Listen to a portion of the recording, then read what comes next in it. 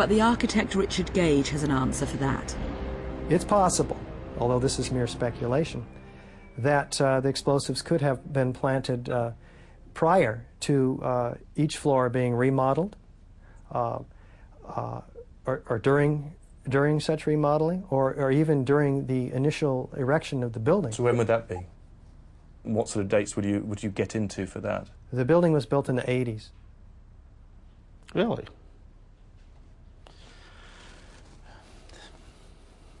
I don't know what to say to that. These explosives have a life expectancy. They have a shelf life. Some of the ones manufactured here in this country, they say use within 3 years. Otherwise, you can't trust them to go off at all. Here, the red area is showing where... The official investigators specifically looked at the theory of controlled demolition. One column in Tower 7 was 9 pounds of explosives. But even that would have produced a huge noise. What we found is that about a mile away from this particular site, we would have a sound level of somewhere between 130 and 140 decibels, which would be as loud as a jet plane engine or being in front of speakers at a rock concert. Investigators say that sound was not picked up by any videos or witnesses that they talked to. But what about sounds eyewitnesses heard inside Building 7? When the North Tower collapsed, some of the debris that hit the building scooped out the southern face of the building, causing a lot of window damage, causing a lot of exterior columns to be broken on the lower southwest corner as well as the very top. So it's likely that all of those huge failures and damage really caused noises that were incredibly loud. And one crucial eyewitness who assumed there'd been an explosion in Building 7 is now clear it was something else. My position, and I'm quite firm on it, there were no explosions. Did I feel the building shake? Absolutely, and I recollect that. And I know now that that was caused by the northern half of number 1 falling on the southern half of our building. But what about those sounds of explosions recorded after the Twin Towers had fallen, but before Tower 7's collapse? The official explanation is that these sounds were caused by exploding fuel tanks in the many vehicles around Ground Zero, and the enormous steel beams that were breaking and falling inside Tower 7. All of that could have led to noises in the building which seemed like explosions, sudden sounds.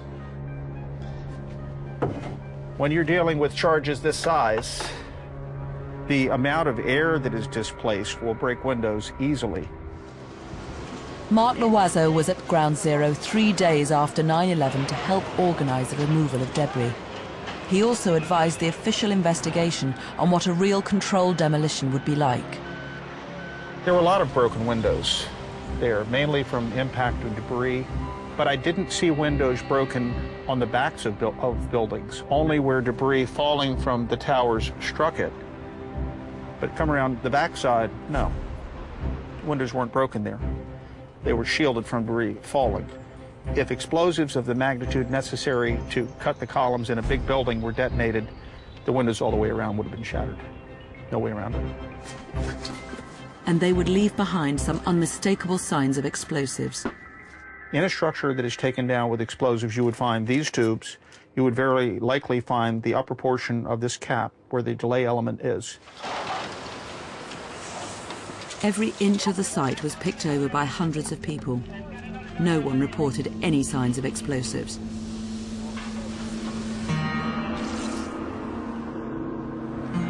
Up in Utah, there's a scientist who thinks he has an explanation.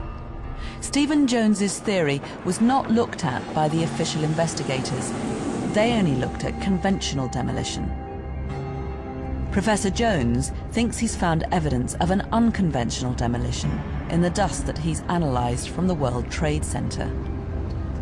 It is rather like a DNA in an investigation In other words, this dust carries all this information of what caused it, what created it. Professor Jones thinks there was a conspiracy to destroy Tower 7 and the Twin Towers using a strange substance that can quite literally melt steel. Thermite is a very active chemical reaction. It produces molten iron spheres. The spheres you get from thermite matches the spheres that I see in the World Trade Center dust. The dust he found contains iron oxide and aluminium. So does thermite. What do you think? I would say that it melted out the whole side. Oh, it went right through the aluminum, of course, I should have. So as the thermite reacts, it blows molten iron into the air, where it forms droplets due to surface tension, and then those solidify and form these little spheres. These iron-rich spheres can only be formed at very high temperatures. Stephen Jones says the fires in the buildings before their collapse were not hot enough. Only a thermite reaction could have made them.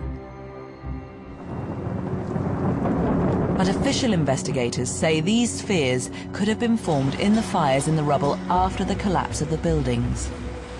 Debris can trap heat and lead to long-lasting and very hot fires.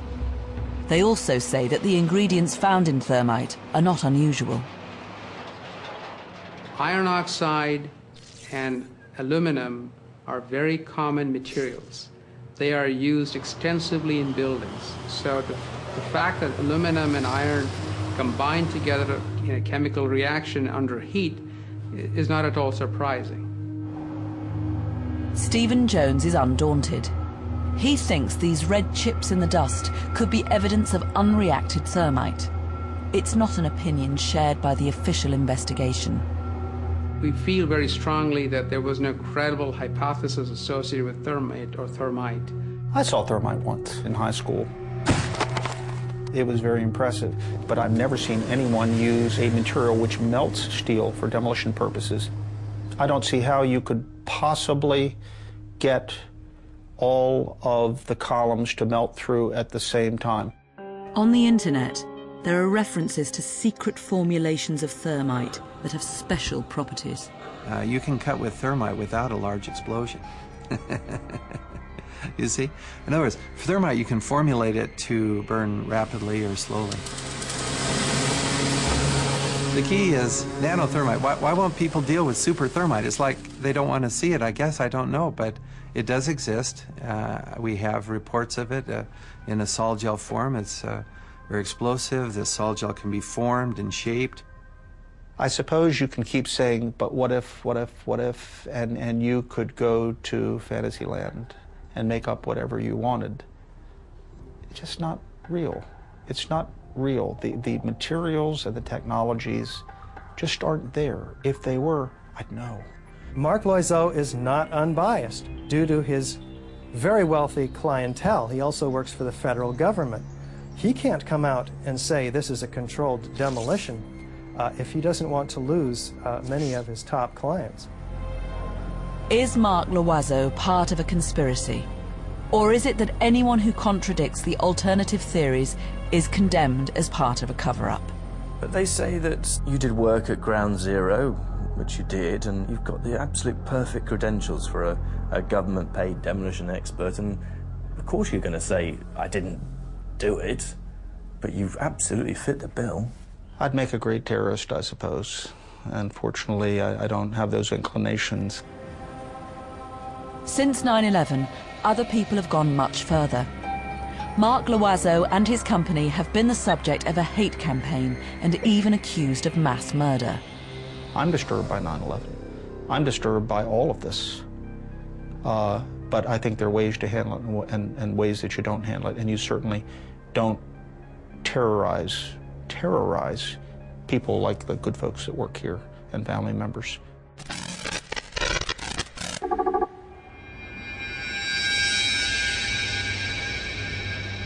A new Building 7 was opened in 2006.